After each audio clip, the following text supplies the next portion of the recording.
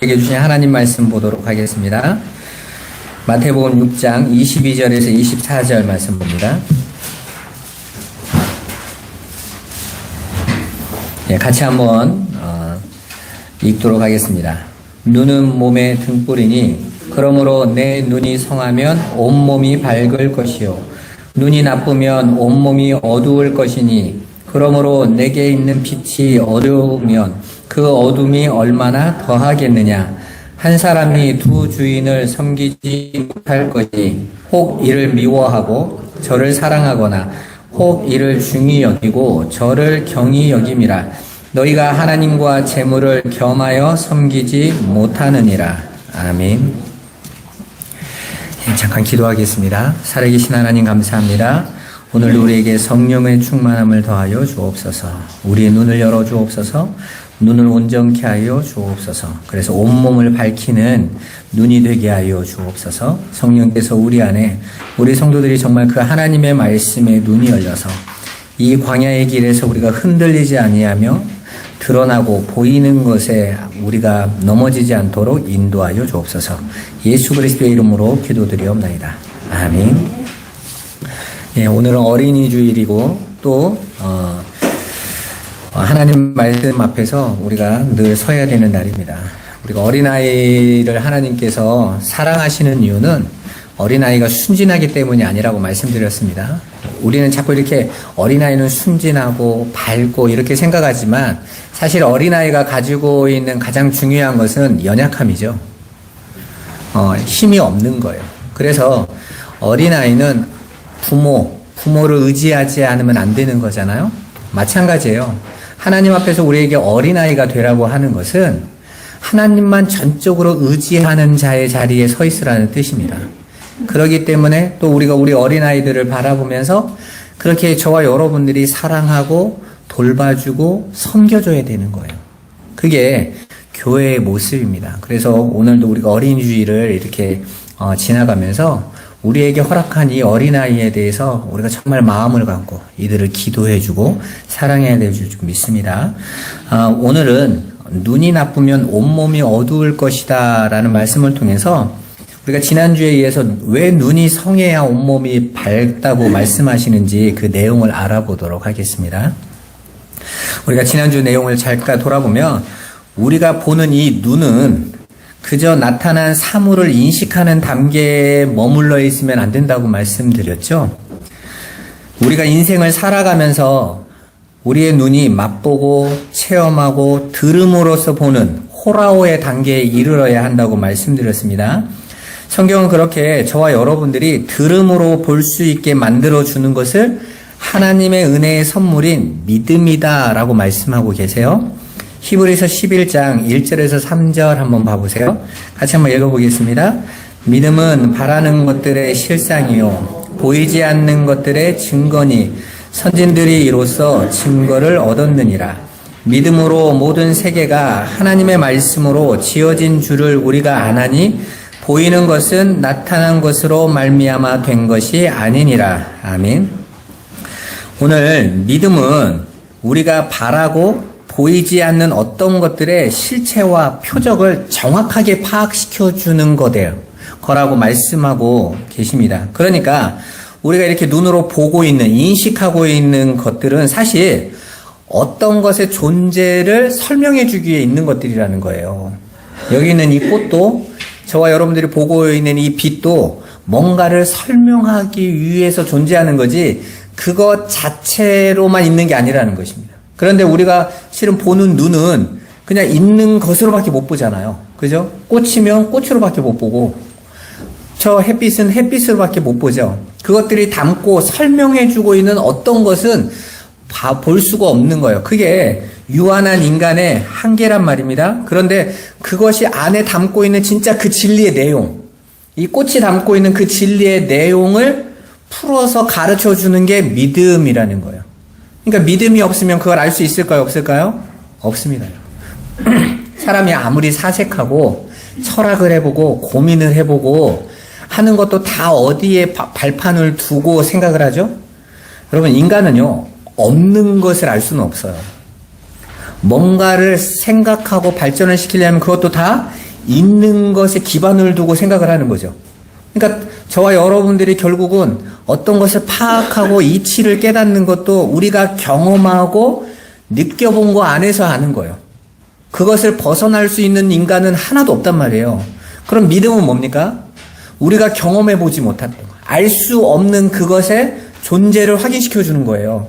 그건 어떤 방법밖에 없냐면 그 존재가 우리 안으로 뚫고 들어오는 방법밖에 없어요. 아니면 우리가 알 수가 없는 거니까.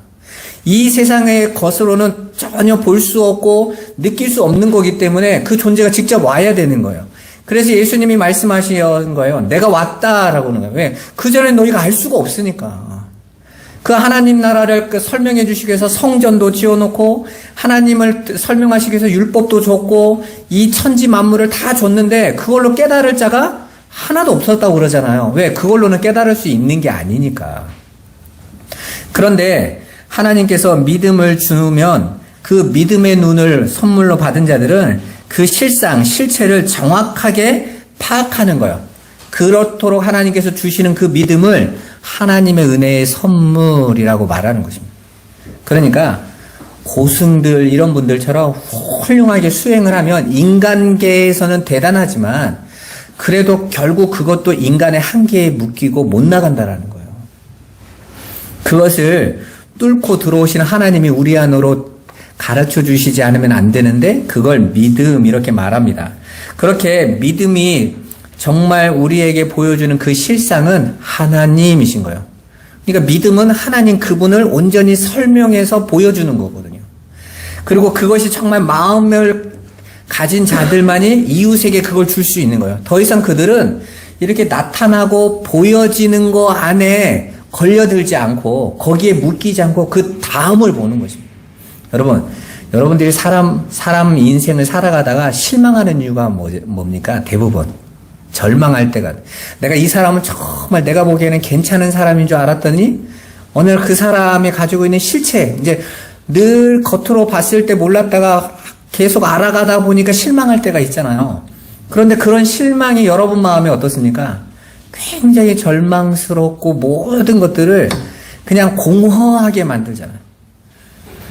결혼하면 참 좋은 거지만 결혼할 때 남녀가 사랑했을 때 보던 것과 10년, 20년, 30년, 40년 살아가면서 보니까 어때요? 그 실체를 보니까 어떠세요? 날로 갈수록 좋은 것도 있겠지만 때로는 내 눈이 뼈구나. 제가 보기엔 한 8, 90% 분들은 다 똑같은 얘기하는 거예요. 눈이 뼈었나 봐. 그래서 우리가 늘 하는 말, 콩깍지가 그때는 씌어가지고 벗겨져 보니까 어때요? 별거 아니거든. 내가 왜 그때 이렇게 보였지? 그렇게 멋있어 보이는 어떤 뉴스에서 한번 그 라디오에서 그거 나오더라고요. 남자가 너무 과묵해서 좋더래요. 그래서 자기 아빠는 너무 말이 많았어가지고 이제 저같이 말이 많았던 거죠. 과묵한 남자를 원해서 결혼을 했는데 이 남자가 하루는 해외 출장을 좀 가야 되니까 옷 좀 싸놔줘 그러더랍니다. 그래서 싸는데 뭐 겨울 것도 싸라고 하고 막 그러더래요. 근데 말이 없어서 뭔 옷을 그렇게 잔뜩 싸가지고 큰 거에다가 잔뜩 싸놨더니 가면서 공항에 가면서 집에 편지 써놨으니까 가서 좀 보라고 그러더래요. 그래서 편지 써놨더니 출장이 아니라 주재원으로 나가는 거예요. 남자가 너무 말을 안 해. 너무 말을 안 해가지고 말하려고 했는데 귀찮아서 그리고 편지 한 장 써놓고 그리고 일하는데 귀찮으니까 전화하지 말라고. 남자가 너무 과묵한 거예요. 옛날에는 그렇게 과묵한 게 좋더니 이제는 무슨 장승 앞에 서 있는 것 같다면서 사람의 모습은 다 다른 거 아닙니까? 우리가 보고 있는 거 그게 정말 진짜일까? 라는 생각을 한 번도 안 해보셨습니까? 제가 여러 번 말씀드렸죠. 저와 여러분들이 살아가고 있는 이 역사가 이 시간과 공간이라는 거, 묵시 속에서 볼 때는 이 역사가 꿈이라고 그랬잖아요. 여기에서 있는 것 속에서 여러분들이 그 하늘의 것을 보지 못하면 그냥 여기에 묶여서 끝나버린다고 그랬죠. 그걸 진리를 정말 깨달은 자들은 더 이상 눈에 보이는 이 세상의 잘됨 아니면 반대로 이 세상의 어려움 거기에 묶이지 않는다고 그랬잖아요. 여러분 성경에는 두 인물이 정확하게 나옵니다. 왕이 된 솔로몬이 세상 사람들이 갖지 못했던 쾌락과 부귀와 영화를 다 누려봤는데 솔로몬이 뭐라고 말하죠? 그거 다 뭐라고 그래요? 헛되다라고 말하죠. 아니 세상 사람들이 볼 때는 부러움의 극치인데 왜 그게 헛되다라는 거예요? 그것 자체, 그 보여지는 그것 자체가 내용이 없다라는 거죠. 실상이 아니더라는 거예요. 그리고 솔로몬이 했던 말이 뭐라죠? 너희는 창조주를 기억해라. 그분만이 진짜였어 라고 말을 하죠. 반대로 세상에서 고난이라는 고난을 다 받았던 욥이나 또 바울은 뭐라고 고백하죠? 내가 가난하고 감옥에 묶이고 질병에 걸리고 매 맞고 조롱당하는 거 그거 너희 그것 때문에 걱정하지 마. 내가 일체의 비결을 배웠어. 알았어.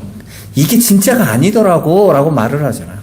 그 내용이 우리가 보고 있는 이 걸어가고 있는 것 속에서 보여지는 그 내용, 그 진리의 내용을 우리가 알고 있어야, 마음으로 담아야 그걸 이웃에게도 줄 수 있는 거예요. 그런데 그게 없는 자들은 이웃에게 뭘 주냐면요, 다른 걸 주게 돼 있어요. 엉뚱한 걸 전해줘요. 그렇게 드러난 이 세상의 것들, 말씀, 성전, 예수, 세계조차도 그 하나님을 온전히 깨닫게 되면 그가 믿음 있는 자가 되는 거예요. 그걸 통해서 그 내용으로 보면. 그런데 그걸 그냥 껍데기로만 보고 성전을 보고 그냥 성전 가서 열심히 제사 지내고 헌금하고 이것으로만 보면, 성전은 그런 곳으로만 여기면 하나님이 뭐라고 말해요? 내가 이걸로 너희들에게 나를 보라고 줬더니 너희가 여기 와서 제사만 드리고 있네? 그러고 나서 어떡합니까? 허물어버려라. 그리고 허물어버리잖아요. 못 알아보니까. 아니 내가 너희에게 재물이 필요하다고 언제 그랬어?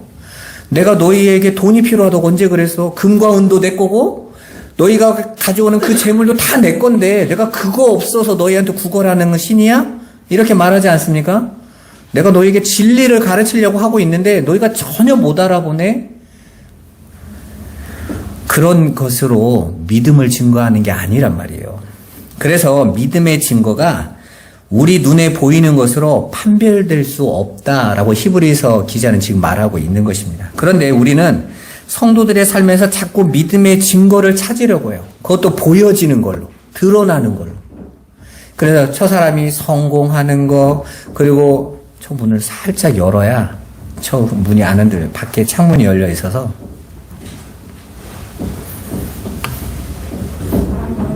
예, 그러면 돼요. 그렇게 성도의 삶에서 믿음의 증거를 찾아요. 성격이 변하거나 행동의 변화, 성숙 같은 것을 믿음의 증거. 그리고 삶에서 어떤 내가 이전에 가난했었는데 부하게 되거나 아팠었는데 건강이 낫거나 이런 것들을 자꾸 믿음의 증거로 찾아내지 않습니까? 야, 너는 예수를 그렇게 믿었는데 왜 변하는 게 없어? 이거 있죠?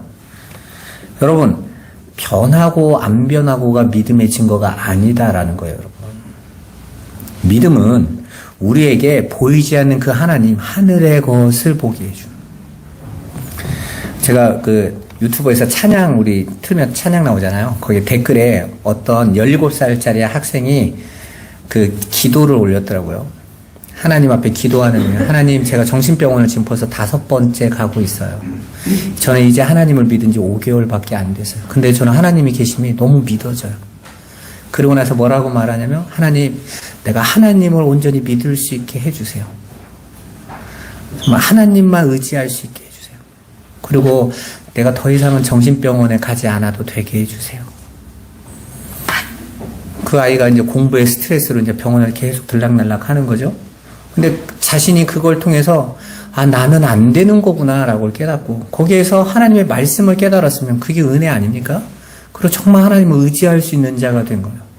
만약 그래서 정말 그가 믿음으로 하늘의 것을 가지고 하늘의 사람이 되어지는 거라면 그에게 있어서 정신병은 축복의 통로인 거잖아요. 부끄러운 과거가 아닌 거 아닙니까, 여러분? 우리의 삶 속에 하나님께서 주시는 그 믿음의 증거들을 우리는 자꾸 보이고 나타나는 것을 확인시켜 달라고 그래요. 하나님이 계시는데 왜 코로나가, 하나님이 계시는데 왜 전쟁이, 이건 하나님이 계시다면 결과론적으로 이런 것들이 나타나야 된다라는 이 인과율의 세상 걸로 내놓는 거잖아요. 그런데 사실은 여러분 잘 봐보세요.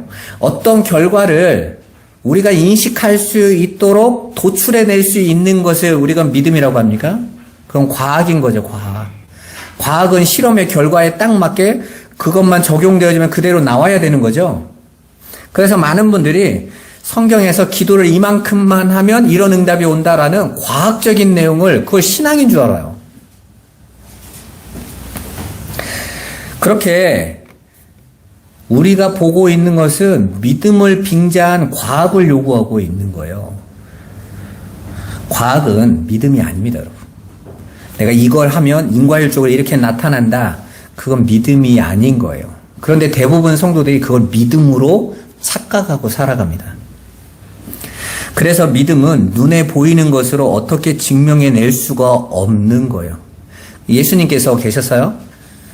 그 실로암 연못가에 수많은 병자가 있었습니다. 그죠?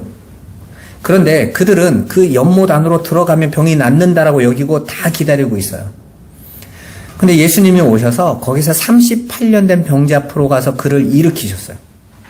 병자가 무슨 일을 했길래 예수님이 그만 고치셨습니까? 그가 한 말이 있죠. 나는 힘이 없고 누군가 나를 데리고 먼저 가서 저 연못으로 1번만 고쳐주니까 넣어줘야 되는데 그럴 리가 하나도 없습니다. 라는 건 지금 38년 병자가 착한 것도 아니고 훌륭한 것도 아니고 기도 많이 했다는 말도 없고 하나님을 바라봤다는 내용도 없고 아무것도 없어요. 그냥 예수님이 그 수많은 병자 중에서 그냥 38년 된 병자에 찾아가서 일으켜 세우신 거예요. 거기에는 38년 된 병자에게서 뭔가가 나온 게 아무것도 없단 말입니다.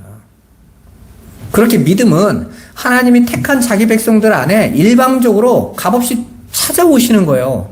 그리고 그가 그것으로 눈이 열리는 것입니다. 그러고 보니까 나를 낫게 하신 분이 하나님이신 거구나 라고 그제서야 깨닫지, 내가 뭔가를 했더니 하나님이 이런 걸 주시는구나 라고 증명해내는 게 아니란 말이에요. 그런데 대부분 성도들이 자신들의 믿음을 증명하려고 살아가요. 자꾸 그렇게 보이는 것으로 확인하고 추구하고 있는 자들을 맹인들이라고 그래서 예수님이 말씀하신 거예요. 그래서 본문 23절에 보면 눈이 나쁘면이라는 어구에서 이 나쁘다라는 단어가 포네로스인데 이 단어의 뜻이 육체적으로 허약한 앓는이라는 뜻이에요. 그러니까 육체적으로 허약하고 앓는다는 것은 눈이 허약하고 앓는다라는 거니까 뭔 말이죠? 눈이 허약하고 앓는다는 건 제대로 볼 수 없다라는 거죠. 진리의 내용으로 제대로 볼 수 없이 그냥 드러나고 나타나 있는 율법적이고 육신적으로밖에는 보지 못하고 있다라는 뜻인 거예요. 그러면 온몸이 어두울 것이라고 그래요. 그렇게 하면 그 안에 있는 내용 실체를 보지 못하니까 어둡게 되는 거죠. 그 어두움으로 여기서 온몸이 어두울 것이라는 단어는 어두움으로 완전해지는 몸이 된다라는 뜻이거든요. 그러니까 눈이 나쁘면 너 어두움으로 완전해질 거야. 그 어두움으로 완전히 네가 어두움이라는 것을 증명해낼 거야. 이 세상 속에서. 이런 뜻입니다. 그렇게 되면 어떻게 되겠어요? 어두움으로 완전해져 버리면. 우리가 어두움 안에서 나와서 빛이 돼야 되는데 어두움으로 완전해지면 그 사람은 어떻게 돼요? 심판받고 멸망하는 거예요. 그래서 주님이 내게 있는 빛, 되게 이게 무슨 말인지를 보세요. 내게 있는 빛이라고 생각하며 마음에 담고 있는 것이라는 거거든요. 내가 지금 빛이라고 여기고 담고 있는 거.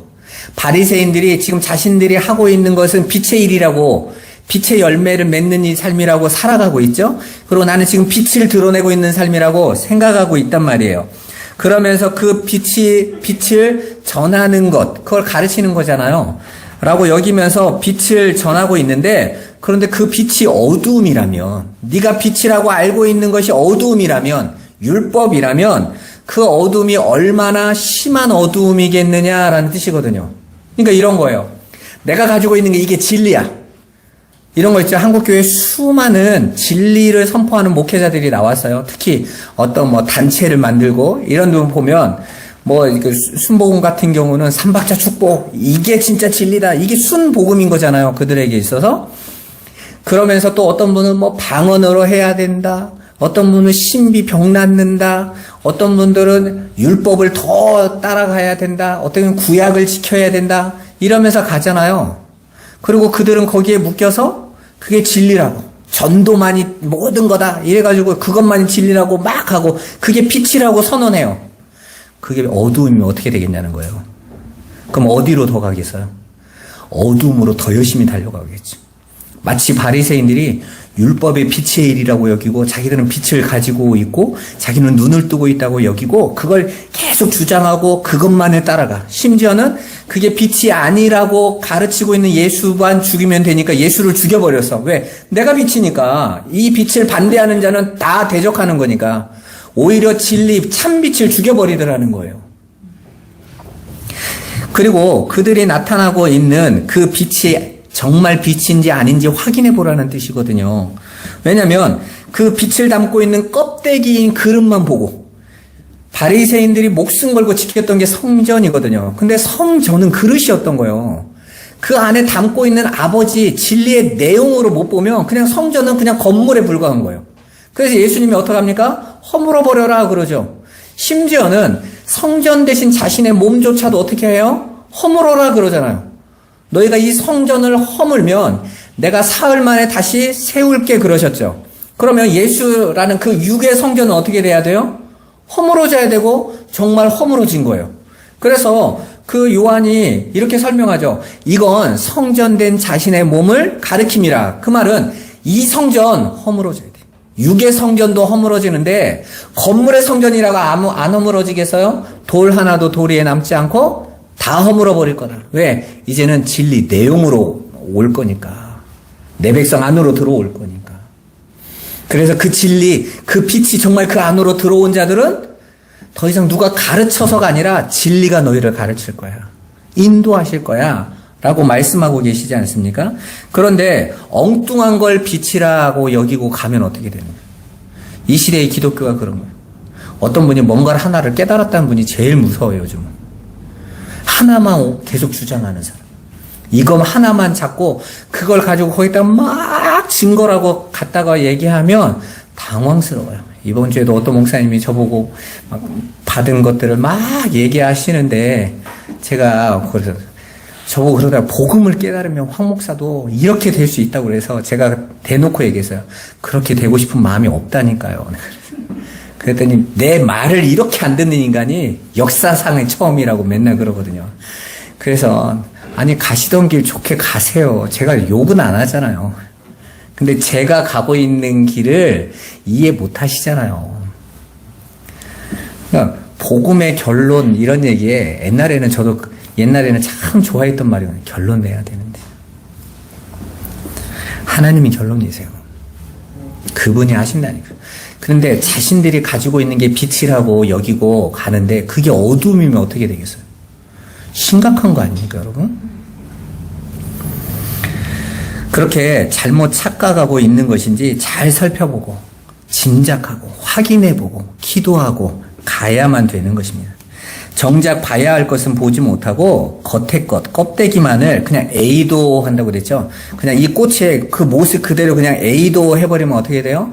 그리고 그걸 붙잡고 그것만이 진리라고 여기면 그게 우상이 된다고 그랬잖아요. 그래서 난 볼 수 있고 보고 있다라고 착각하는 사람들이 너무 많다라는 거예요. 그래서 예수님이 빛으로 이 세상에 오셔서 아직 그 빛을 비추기도 전에 예수님이 빛으로 자기 백성에 비추시기 위해서는 반드시 뭔 과정이 먼저 있어야 되죠? 성전이 부서져야 돼요. 여러분 그래서 기드온의 300 용사가 전쟁을 하러 나가는데 뭐 갖고 나가죠? 항아리와 횃불을 갖고 나갑니다. 횃불을 어디다 넣죠? 항아리 안에 넣어요. 안 보여. 근데 횃불이 언제 빛으로 드러나죠? 항아리가 깨져야 되는 거예요. 그게 무슨 이야기겠어요? 이렇게 하면 전쟁을 승리할 수 있나? 그게 아니죠. 성전 대신 당신의 몸이 깨졌더니 그 안에서 빛으로 생명으로 나와서 밝혀서 그 세상을 이기는 거거든요. 그러니까 반드시 예수는 십자가에서 깨지셔야 되는 거예요. 죽으셔야 되는 거예요. 아직 빛이 안 왔어. 그분이 깨어져야 빛이 드러나는 거예요. 근데 예수님이 육신으로 계셨을 때도 아직 빛은 안 온 거죠. 당신이 죽으셔야 빛이 오는 거니까. 그런데 자꾸 자기가 빛을 보고 있다라고 주장하는 자들, 그리고 이미 그들은 빛 안에 있다라고 여기고 우기는 사람들이 있었어요. 바리새인들이었죠. 예수님은 그들을 맹인 이렇게 말씀하셔요. 요한복음 9장 39절에서 41절 같이 한번 읽어보겠습니다. 예수께서 이르시되 내가 심판하러 이 세상에 왔으니 보지 못하는 자들은 보게 하고 보는 자들은 맹인이 되게 하려 함이라 하시니 바리새인 중에 예수와 함께 있던 자들이 이 말씀을 듣고 이르되 우리도 맹인인가? 예수께서 이르시되 너희가 맹인이 되었더라면 죄가 없었으려니와 본다고 하니 너희 죄가 그대로 있느니라. 아멘. 예수님이 오셨는데 오셔서 심판하러 오셨대요. 심판이 뭐라고 그랬습니까? 구별한다고 해요. 분리시키는 거라고 그랬죠. 보지 못하는 자들은 보게 하고 본다고 하는 자들은 맹인되게 하려고 오셨다라는 거예요. 그런데 왔더니 보고 있는 자들이 이미 있는 거예요. 본다고 주장하고 있는 자들이. 그들은 뭐 되게 하신다고요? 맹인되게 하신다. 그런 눈멀게 하신다는 것이 아니에요. 그래, 너 그 어두움으로 계속 가. 그러신다. 그리고 오히려 못 보고 있는 자들. 그래서 예수님이 가는 고을에 맹인들이 거지로 있다가 예수를 만나고 나서 어떡합니까? 예수의 소리만 들었는데, 오신다는 소식만 들었는데 기다리고 있는 거예요. 그러다가 사람들과 함께 섞여서 예수님이 지나가는 것 같으니까 그들이 소리질러 외치죠. 다윗의 자손 예수여 나에게 긍휼을 베풀어 주세요. 내가 뭐 해주기를 원하느냐? 보기를 원합니다. 보기를 원합니다. 거기에서 그 보기를 원한다라는 것이 그냥 눈뜨기를 원합니다. 겉으로는 그 단어지만 사실은 내가 아버지를 보기를 원합니다. 그 내용을 왜 제자들이 기록해놨더냐. 모두가 맹인이라고 그러잖아. 맹인된 자들은 눈뜨기 하려고 오셨대잖아요. 그러니까 그 예수, 그 기쁜 소식, 복음을 들으면 내가 어떤 자라는 것을 먼저 자각하게 된다는 거예요. 나 맹인인데, 난 눈뜨기를 원하는데. 주님 믿음의 눈을 열어주셔서 이 보여지고 있는 상황에 묶이지 않고 나타난 하늘의 것 보게 해주세요. 그 빛이신 하나님을 알게 해주세요. 그렇게 간절한 구함이 터져 나오는 거예요. 그 말씀 앞에서 바리새인들이 우리가 맹인인가? 라고 반문해요. 그 말은 자신들은 지금 하나님의 말씀과 성경을 정확하게 보고 있고 그 본바대로 행하고 있기 때문에 절대로 맹인이 아니라는 주장인 거죠. 왜냐하면 나는 이렇게 잘 말씀대로 살아가고 있고 그 말씀대로 내 삶에 이렇게 좋은 것들이 성취되고 있고 세상의 인정과 칭찬도 받고 있으니까 나는 오라라고 말을 하는 거예요. 그들이 진짜 맹인인 거예요. 그러니까 예수의 십자가 이전에는 아직 진리의 영이 빛을 비추지 않은 상태예요. 그런데 어떤 이들이 자기들은 이미 보고 있다고 주장하는 형국인 거죠. 그들이 바로 진짜 맹인들이라는 것입니다. 이건 이미 이사야서를 통해서 하나님이 선포하신 내용이에요. 이사야서 6장 9절 한번 같이 읽어보겠습니다. 여호와께서 이르시되 가서 이 백성에게 이르기를 너희가 듣기는 들어도 깨닫지 못할 것이요 보기는 보아도 알지 못하리라 하여. 봐보세요. 들어도 귀머거리인 거고 보아도 맹인인 거예요. 그러니까 진리의 내용을 들어도 깨닫지 못하고 보아도 알 수 없는 상태로 하나님이 만들어 놓으셨어요. 왜? 어두움으로 있어라라는 거예요. 그리고 나서 어떡합니까? 빛으로 보내셔서 빛으로 어두움을 드러내서 빛으로 만드시려고. 그런데 아직 빛이 안 왔는데 자기들은 빛이라고 하는 존재들. 보고 볼 수 있다라고 하는 자들. 들을 수 있다고 하는 자들은 다 어떤 자들인 거예요? 가짜들이에요. 강도들인 것입니다. 그런데 그들이 그걸 가지고 전하네? 가르치네? 다른 이들에게 알려주고 그걸 따라오라고 하네? 그럼 어떻게 됩니까? 맹인이 누구를 인도해요? 맹인을 이끌어가면 그들이 어떻게 되겠느냐라고 그러잖아요. 완전히 멸망의 길인 거죠. 그러니까 눈먼 자들의 삶이 그냥 이 역사 속의 삶이 아니라 진리에 대한 내용이에요. 모든 말씀이. 이처럼 보고 있다고 주장하는 그들이 사실은 눈이 나쁜 사람들인 거예요. 정확하게 진리를 보지 못하는 거죠. 이들은 눈이 있기는 있는데 진리를 알아볼 수 있는 눈이 아니라 율법의 눈인 거예요. 기록된 것으로 확인하고 보여지는 것으로 쫓아가요. 그건 누구나 다 알아들어요. 누구나 쉽게 은혜 받습니다. 똑같이 하나님의 말씀을 진리로 담아내지 못하는 자들은 그냥 이 세상의 이치의 하나님으로 받아들이는 걸 가장 쉽게 여겨요. 여러분, 그럼 교회가 있을 필요가 없어요. 가르치는 자가 있을 필요가 없어요. 고작 교회가 삶의 이치에 대한 것을 깨닫는 곳이라면 법정 스님한테 가는 게 더 낫지 않습니까? 제가 법정 스님이 일문일답 할 때 그렇게 은혜가 되대. 그냥 내가 삶에 필요한 남편과의 문제, 자녀와의 문제, 내가 가지고 있는 정신적인 힘든 것에 대한 문제에 대해서 그냥 일상적인 이야기로 얘기하잖아요. 그 정도는 우리도 생각하고 있는 내용들 아닙니까? 지금 우리가 그게 없어서 힘든 거냐고요. 그냥 그건 이 세상에서 어우러져서 살아가고 내 육신을 지탱해 가고 있는 데에 도움이 되는 말인 거지 하나님을 알 수 있는 말은 아닌 거잖아요. 그런데 교회가 그런 분과 똑같은 이야기를 해. 어떻게 하면 부부관계가 잘 될까? 자식과는 어떻게 살아갈까? 세상에서 어떤 비즈니스 할 수 있을까? 그리고 내 마음을 어떻게 하면 다스릴 수 있을까? 힘들지 않게 걸어갈 수 있을까? 그런 거는 절이나 그런 곳에서 하라고 하고, 교회는요, 진리를 본 자, 눈이 열린 자들이 하늘에 거 담고 있는 내용을 전해야 되는 거잖아요. 그런데 다들 맹인들이면 그 소리를 다들 듣기 싫어해. 왜? 뭔 말인지 모르겠으니까.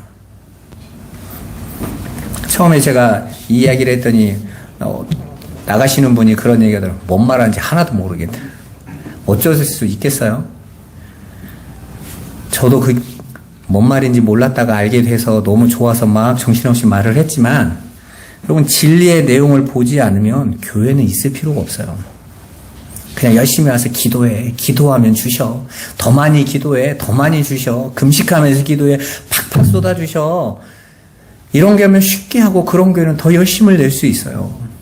그게 중요한 게 아니란 말입니다. 예수님은 그렇게 그냥 율법으로 껍데기로 보고 있는 그 눈을 보는 눈으로 인정하지 않으세요. 맹인들이라고 선언해 버리신 것입니다. 그렇게 하나님의 말씀을 진리로 보느냐, 율법으로 보느냐에 의해서 이 세상을 눈에 보이는 표피로 보느냐, 그 내용으로 보느냐가 갈리는 것입니다. 그리고 그 안목은 우리의 세계관이 되고 가치관이 되어서 우리의 마음과 생각을 지배해요. 그러니까 간단히 생각해 보세요. 지금 여러분의 마음과 생각을 지배하고 있는 게 뭔가를 봐보세요. 하나님이세요? 하늘의 것입니까? 아니면 땅의 것입니까? 여전히 여러분을 불안하고 염려케 하고 있는 게 뭔가를 생각해 보시란 말이에요. 지배당하고 있는 것이에요. 지배당하고 있는. 그래서 그 눈에 관한 이야기가 끝나는 절인 24절에 두 주인의 이야기가 짠 하고 등장하는 거예요. 하나님의 말씀이 하늘의 진리로 나를 섬김으로 지배하느냐, 아니면 땅의 율법으로 나의 왕이 돼서 나를 핍박하면서 지배하느냐에 따라서 우리의 가치관과 행동이 결정되는 것입니다.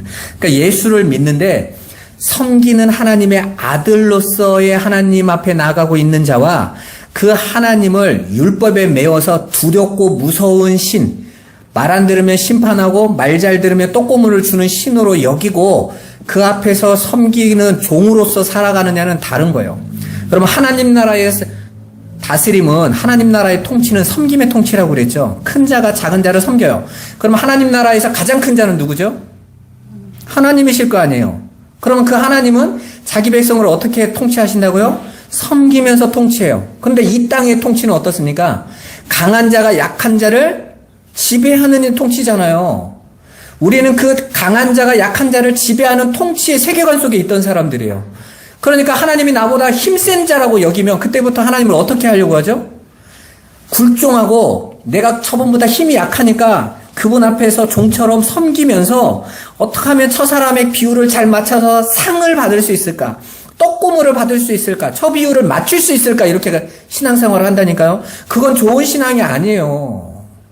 그건 이 세상에 묶여져 있는 자들이 지배받는 사고 속에서 내놓는 종교인 거예요. 하지만 예수님이 처음부터 오셔서 말씀하셨잖아요. 하나님 나라는 큰 자가 작은 자를 섬겨. 내가 너희를 섬기러 온 거야. 어떻게 해요? 죽기까지 섬기러 오신 거 아니에요? 저와 여러분이 진리를 깨닫지 못하니까. 그래서 아버지께서 우리를 섬기시기 때문에 우리를 아들이라고 말씀하셔요. 그런데 종은 그렇지 아니하니. 아버지를 아버지로 부르지 못하고요. 종으로 아버지 앞에 하나님 앞에 나가간 자는 그분이 아버지신데 아버지로 못 대하고요. 힘센 왕으로 여긴다니까요. 그래서 나는 힘이 약하니까 어떻게든지 처신의 비율을 맞춰서 내가 원하는 유익의 것들을 받아낼 수 있을까를 신앙의 목적으로 삼아요. 그걸 믿음의 기도로 여긴다니까.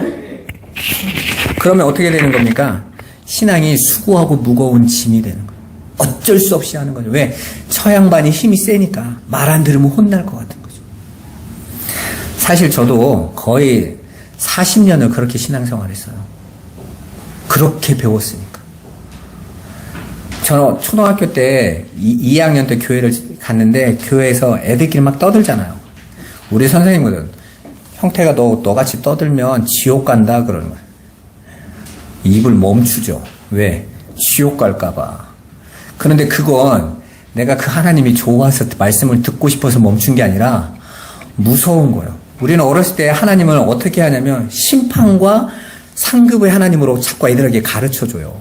말 안 들으면 혼내주고 말 잘 들으면 사탕 주고 이런 하나님을 가르쳐주니까 보이지 않게 아이들의 사고 속에 그게 그대로 지배받는 이 세상의 원리로 다가가요.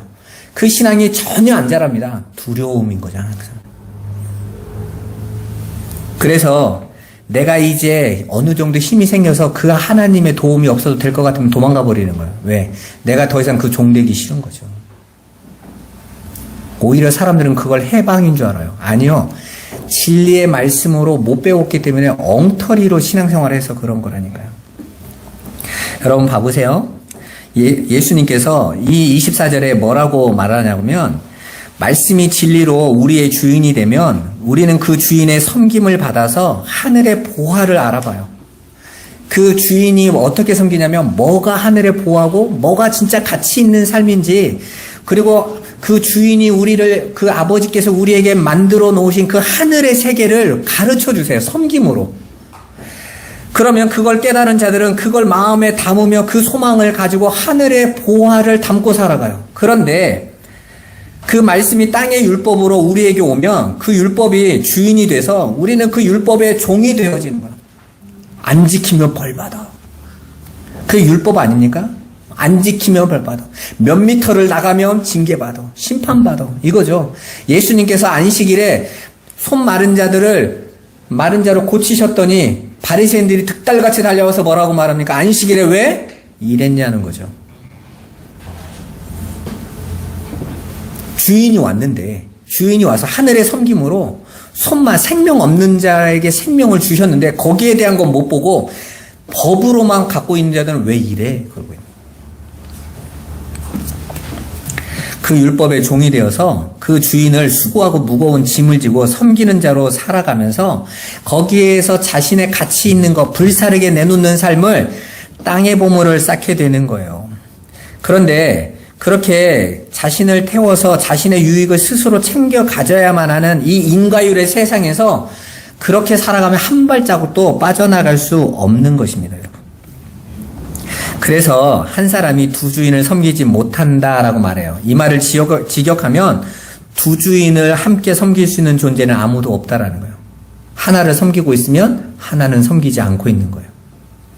땅의 것을 쫓고 있는 자들은 하늘의 아버지를 쫓지 않고 있는 거란 말입니다. 그러니까 둘 다 잡을 수 있는 자는 하나도 없는 거예요. 이처럼 인간에게는 하늘의 주인과 땅의 주인을 동시에 섬길 수 있는 능력이 전혀 없다라는 것입니다. 사실 모든 인간은 원래 땅의 주인을 섬기는 종으로 이 땅에 태어나요. 어두움에서 출발한단 말이에요. 그리고 이 땅에서 지배와 피지배, 계급과 굴종의 패러다임 안에서 자기보다 힘이 있고 능력이 있으면 큰 존재라고 여기고 그런 늘 힘 있는 존재 앞에 늘 기죽어서 살아갑니다. 눌려서 살아가요. 벌벌벌 떠는 거죠. 그래서 우리도 모르게 이 세상에서 그 습관 안에서 가잖아요. 돈 많은 사람, 권력 있는 사람, 그런 사람 앞에서 우리가 항상 어떻게 합니까? 옷깃을 여미죠? 어깨를 움츠려요. 왜? 나보다 더 힘 있는 자니까. 그리고 우리도 모르게 나보다 힘이 약한 자들 앞에는 어떻게 합니까? 어깨를 펴고 다리를 건들거립니다. 내가 힘 있다. 그게 이 세상에서는 즐거움이에요. 그런데 그 하나님 앞에서는 모두가 다 힘이 약한 존재니까 그 하나님을 그냥 앞에서 눌려서 섬기면서 땅의 종들이 내어놓는 것들을 내어놓고 그걸 신앙이다라고 이름을 붙인 겁니다. 그렇지만 그 신앙의 목적은 항상 내가 저 힘 있는 자에게 잘 보여서 어떤 콩고물을 얻기 위한 거예요. 얻어내려고 하는 거예요. 그게 목적으로 살아가는 거예요. 근데 그게 잘못했다라는 게 아니라 그게 바로 유한한 존재의 한계인 거예요. 절망적 한계. 시간과 공간에 묶여져 있는 존재의 처참한 현실인 거예요. 그게 원초적인 욕망이에요. 나도 모르게 그리로 반응을 하는 거예요. 그건 어쩔 수 없는 것입니다. 그렇게 그들의 주인은 세상 임금이에요. 그러나 그렇게 살아가고 우리가 원래 다 그렇게 살아가는데 모든 사람이 죄인이었는데 어떤 자에게 하나님의 값없는 은혜가 부어진 거예요. 은혜가 부어져서 눈이 열려보니까 내가 그렇게 힘세고 두렵고 떨리고 여기고 있었던 그 힘센 왕이 사실은 성향이 그런 성향이 아니었던 거예요. 끝없이 사랑하고 죽기까지 나를 위해서 은혜를 주시는 왕이었던 거예요. 그리고 그분이 내 아버지셨던 거예요. 이제 그걸 깨달은 자들은 그 왕을 자신의 주인으로 영접해서 영생을 선물로 얻어요. 그리고 더 이상 그렇게 기죽고 눌리고 두려워하고 이 세상에서 보이는 것으로 쫓아가지 않고 아버지와 나와의 사랑의 관계로 그 하나님을 알아가는 거예요. 더 이상 이 땅에 그렇게 보여지는 것이 그 하나님의 것을 보여오고 있는 것이 아니구나라는 거예요. 그걸 깨닫게 된 거예요. 더 이상 여기 안에서 걸리지 않는단 말입니다. 우리가 알고 있는 문제, 사건, 환경 이런 거에 안 걸린단 말이에요. 걸리지 마라가 아니라 아버지를 안 거예요. 그것으로 나를 심판하고 칭찬하고 이런 분이 아니라는 걸 안 거예요. 반면에 이 세상의 패러다임 안에서 그 하나님을 오해한 자들은 항상 내가 섬긴 만큼 받아내는 것이 이 세상의 나의 힘을 구축해주는 것으로 얻어내는 걸로 여겨요. 그게 바로 재물의 신 맘몬인 거예요. 그러니까 맘몬이라는 신이 따로 있는 게 아니라 하나님을 맘몬으로 만들어 놓은 거예요. 맘몬을 하나님으로 부르고 있는 거예요. 마치 이스라엘 백성이 출애굽해서 금송아지를 만들고 이름을 뭐라고 붙였다고 그랬죠? 여호와라고 불렀잖아요. 똑같은 거예요. 그러니까 교회 안에서 모두가 다 하나님과 예수만 얘기해요. 여러분 교회 다니는 사람들이 예수 얘기 안 하는 사람이 어디 있어요? 다 하나님 믿는다고 하죠? 그런데 그들이 이 땅의 지배의 패러다임 안에서 갇혀있는 자들은 자기가 부르짖고 있는 그 하나님을 사실은 맘몬을 하나님이라고 부르는 거예요. 그러니까 자신의 섬김의 대가로 11조하고 기도하고 전도하고 헌신의 대가로 그들의 믿음의 신앙의 증거로 요구하는 게 뭐죠? 이 땅의 물질적인 거잖아요. 세상의 힘인 거잖아요. 그거 달라고. 나 그거 얻게 해주시고 그걸 풍성히 얻게 해주고 그리고 그걸 받은 자들이 하나님의 믿음의 증거로 응답과 상급을 받은 자라고 우리는 평가해 주잖아요. 맘몬이란 말입니다. 그게 모두가 눈이 닫혀져 있는 거예요. 여러분 금과 은으로 만든 성전은 그 금과 은의 내용이 있는 거예요. 금과 은의 내용이 잠언서에 잘 나와 있잖아요. 지혜다 이러잖아요. 하나님을 아는 지혜가 금이요 은인 거예요. 그런데 그냥 보여지는 금과 은이면 야, 저 성전에 금 박혀 있다. 야, 화려하네. 야, 부럽네. 내 삶도 저렇게 금 물질 이걸로 풍성해져. 이렇게 여기면 그게 맘몬이 되는 거라니까요. 그게 우상의 신전이 되는 거예요. 그게 가짜 신의 이름인 것입니다. 은혜를 받지 못하는 모든 인간이 본능으로 갖고 사는 게 바로 그런 허욕이에요. 그런 것들을 헛된 욕망으로 추구하고 있는 것입니다. 그런데 교회에 그게 가득 차 있어요. 심각한 겁니다, 여러분. 한국 교회가 왜 그렇게 물질주의와 번영신학에 쫙 깔려있고 기복에 빠져있는 줄 아세요? 하나님을 그렇게 맘몬으로 여기고 맘몬을 하나님으로 여기고 가고 있는 거예요. 왜? 가난했었거든. 굶었었거든요. 힘들었었거든요. 그들의 당장 눈앞에 보이는 그 황금과 그렇게 세상에 배부름에 주시는 분이 하나님으로 그렇게 가르쳐버렸거든요. 그래서 처음에는 뜨거웠어요. 열심히 있었어요. 왜? 나 그거 필요했었으니까. 오늘날 어떻습니까? 그 하나님 의지하지 않아도 이제 이 세상에서 그걸 얻을 수 있어요. 당연히 식어가지고. 진리의 그 하나님을 봤다면 세상의 것과 환경과 상관없이 그 하나님 하늘의 그 진리를 보고 따라갔을 건데 교회가 그렇게 안 한 거예요. 70년, 80년대 부흥사 시대 때 부흥사분들이 얼마나 그렇게 눈에 보이는 것으로 증거로 여기면서 했습니까? 잘 먹고 잘 사셨어, 그분들은요. 근데 그건 교회를 망하게 하는 거였어요.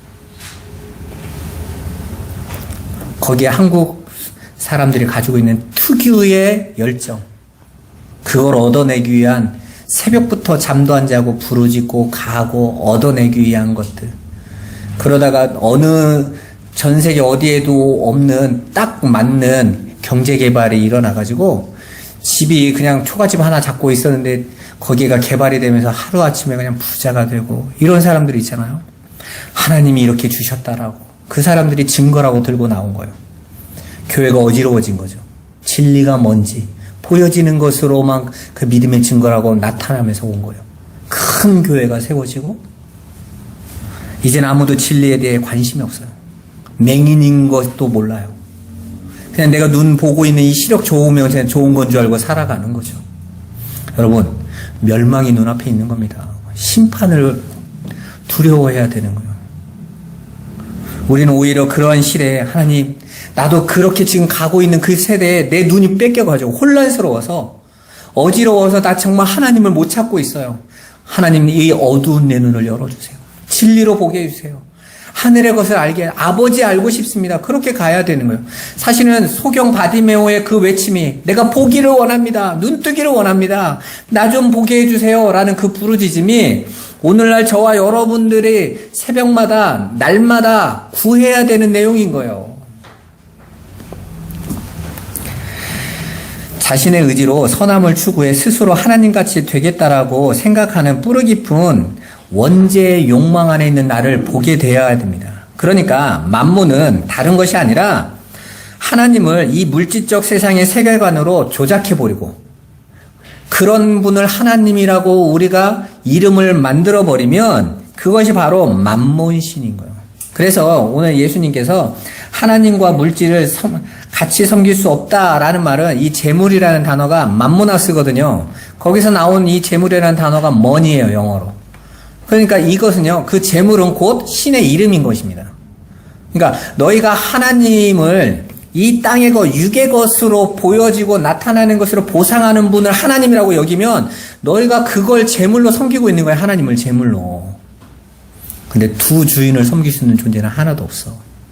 너희가 그것을 증거로 잡고 가고 있다면 너희는 하나님을 섬기고 있는 게 아니라 만몬을 섬기고 가고 있는 거야, 라는 거예요. 그러니까 무슨 전도의 증거, 기도의 증거, 예배의 증거, 11조의 증거 하면서 이 세상의 것을 여러분들의 목적을 두고 가고 있으면 여러분은 하나님을 섬기는 게 아니에요. 재물을 섬기고 있는 거지. 만몬을 섬기고 있습니다. 그래서 눈이 나쁘면 하나님을 우상으로 숭배하게 되는 거예요. 엉터리 하나님을 하나님으로 보고 가고 있는 거죠.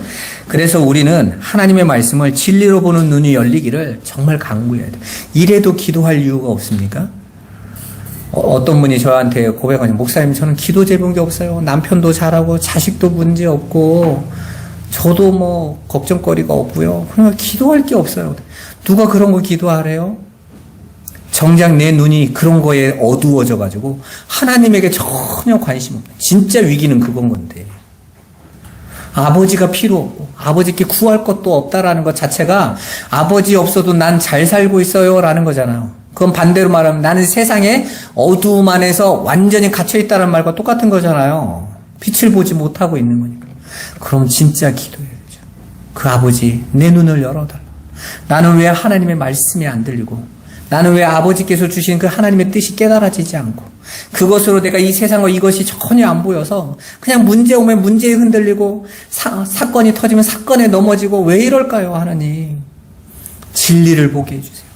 이 보이는 것은 나타나는 그 빛이신 그 하나님을 드러내지 못하고 있는데 나도 그걸 못 보고 있어요. 그거 보게 해주세요. 요동하지 않게 해주세요. 진리 안에 들어가게 해주세요.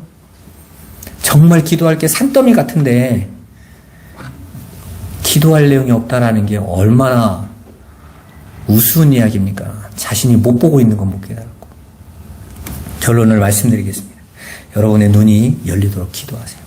이 어두움으로 완성되시면 안 되는 거예요. 어두움 안에 갇혀 계시면 안 되는 것입니다. 우리 눈이 열려서 온몸을 밝히며 진리 안에 서가시기를 주님의 이름으로 축원합니다. 기도하겠습니다. 살아계신 하나님, 눈이 나쁘면 온몸이 어두울 것이라고 말씀하신 주님, 그렇게 눈이 진리를 보지 못하고 그냥 율법에 나타나고 드러나고 보여지는 것에 묶여 있으면 결국은 그건 어두움으로 완성돼 버릴 건데, 주님, 이 어두움 안에서, 이 세상의 지옥 안에서 우리가 진리로 보고 하나님 앞에 나가게 하여 주옵소서. 아버지여, 믿음으로 우리의 눈을 열어주시고 그 하나님의 은혜만을 의지하오니 우리에게 긍휼을 베풀어 주옵소서. 우리 성도들의 모든 삶의 현장 속에서 하나하나 하나님 말씀을 진리로 알아서 아버지를 볼 수 있도록 주여 은혜를 베풀어 주옵소서. 예수 그리스도의 이름으로 기도드리옵나이다. 아멘.